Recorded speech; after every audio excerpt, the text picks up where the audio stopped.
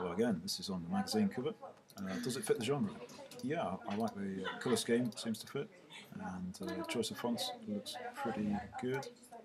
Obviously, your film title text matches your poster, but the rest of it looks like it fits the genre. I think the big thing that stands out is the size of the image. We may need a new image of this character in the woods in that setting in order to be able to expand it across the whole cover. Or if this one's good enough quality, you might be able to just transform it upwards.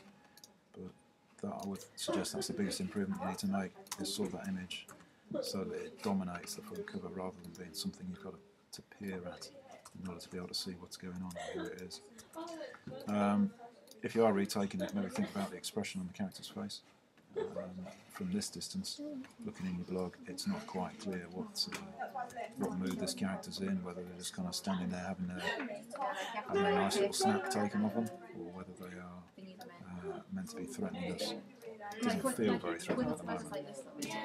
Okay, otherwise very neat, tidy, looks like you've got all the right elements on the page. Date and price and all those kind of little details are in there, but also some very nicely arranged bits of text. Perhaps down the left-hand side with your cell lines, you might want to just align them all together. Either that or go for a deliberately obvious arrangement where they don't line up. At the moment, you're kind of halfway between being neat, underlined, and completely unaligned. Okay, so that's that for that one. If we hop over to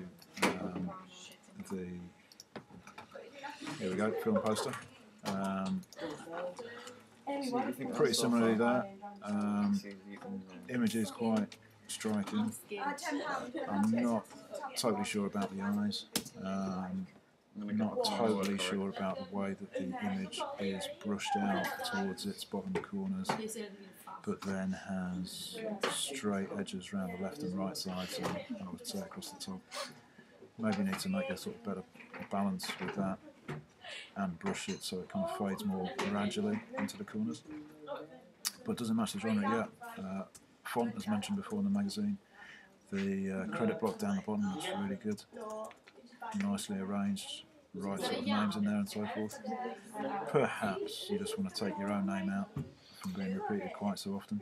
You're quite at liberty to just make some names up there. That's fine. Tagline at the top. Sounds appropriate. Range of actors is good. We may be missing some logos for companies. Just to add to that, possibly website, possibly release date. That all depends on when your poster is due for release. Okay, otherwise, well on the way to being another good job done.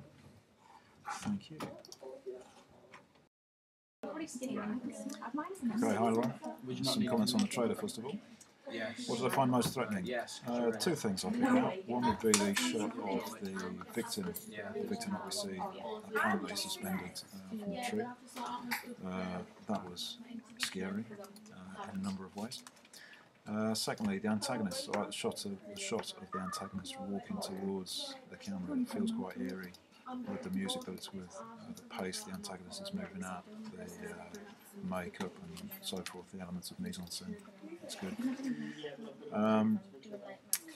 With that shot though, maybe I think you could make more effective use of it by having that shot or equivalent shots happening at shorter, for a shorter amount of time at different points in the trailer to create more of an impact, to give us more of a sense of these characters being threatened by the antagonist.